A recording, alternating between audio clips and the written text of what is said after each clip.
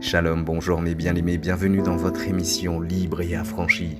Une joie encore de pouvoir nous retrouver en ce jour pour pouvoir partager le sujet inspiré par le Saint-Esprit sur la sanctification.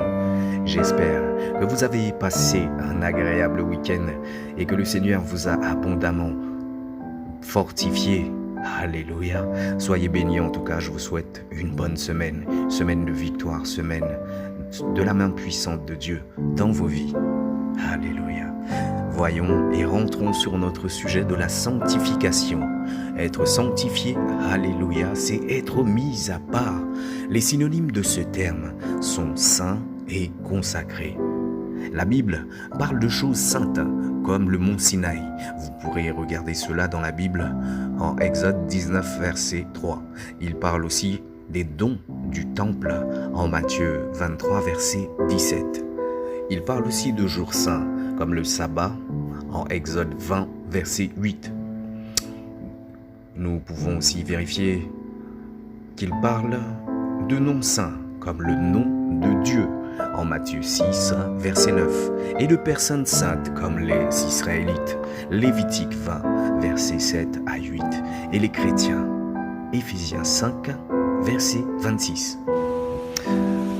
Une chose sanctifiée a été mise à part pour un usage spécifique. Le mont Sinaï était mis à part des autres montagnes pour la révélation de la loi.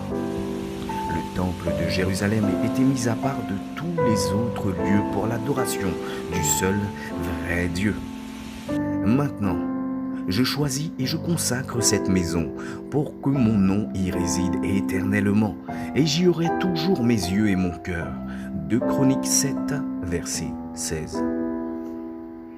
Les choses sanctifiées sont réservées pour les desseins de Dieu et ne doivent pas servir à des fins profanes.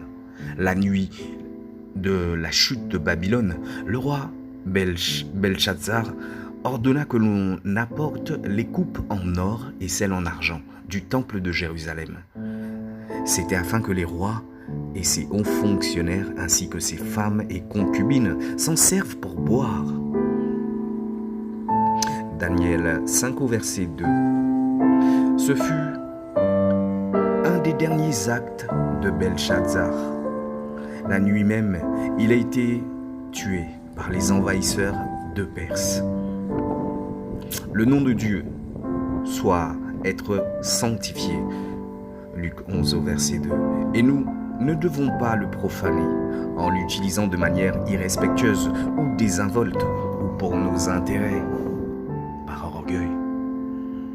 En Jean 17, verset 19, Jésus se décrit lui-même comme sanctifié, saint et mis à part du péché.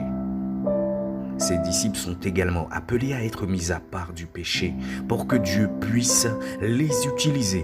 Vous pourrez voir cela en 1 Pierre 1, verset 16. Les personnes sanctifiées sont nées de nouveau et font donc partie de la famille de Dieu. Référence vérifiable en Hébreux 2 au verset 11. Elles sont réservées pour être utilisées par Dieu. Elles ont été conduites à la sainteté par l'Esprit. 1 Pierre 1, verset 2. Et comprennent qu'elles sont appelées à être saints. 1 Corinthiens 1, verset 2. Notre sanctification montre que Dieu est à l'œuvre dans notre vie en vertu de la loi de l'Ancien Testament. Le sang des sacrifices étaient requis pour nous justifier devant Dieu. Or, d'après la loi, presque tout est purifié avec du sang. Et s'il n'y a pas de sang versé, il n'y a pas de pardon. Hébreux 9, verset 22. Les ustensiles du tabernacle, les vêtements sacerdotaux et les personnes qui venaient offrir un sacrifice étaient aspergés de sang. Rien n'était considéré comme sanctifié, à moins d'avoir été en contact avec le sang. C'est une image de l'application spirituelle du sang de Jésus-Christ pour notre salut. Nous sommes purifiés par le sang de Jésus-Christ. 1 Pierre 1 au verset 2. Tout comme le temple était jadis sanctifié pour Dieu, notre corps en tant que temple du Saint-Esprit est mis à part pour les saints des saints de Dieu. 1 Corinthiens 6, verset 19. La sanctification montre que la parole de Dieu fait effet sur nous. C'est par elle que Dieu nous purifie et nous sanctifie. Éphésiens 5 au verset 26 et Jean 17 au verset 17. Dieu invite les pécheurs à venir à lui, tels qu'ils sont pour recevoir sa miséricorde et son pardon. Au moment de notre salut, le Saint-Esprit commence sa merveilleuse œuvre en nous pour nous transformer à l'image et selon la ressemblance de Christ. Notre sanctification montre que Dieu nous aime trop pour nous laisser tels que nous sommes. C'est la prière de l'apôtre Paul. Elle vaut pour tous les croyants. Que le Dieu de la paix vous conduise lui-même à une sainteté totale et que tout votre être, l'esprit, l'âme et le corps soient conservés irréprochables lors du retour de notre Seigneur Jésus-Christ. Mes chers bien-aimés, je crois qu'on va s'en arrêter là pour aujourd'hui. J'avais prévu 3 volets sur la sanctification. Je vous propose qu'on se retrouve une fois prochaine.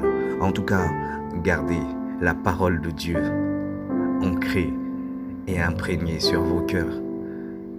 Soyez abondamment bénis. À très bientôt.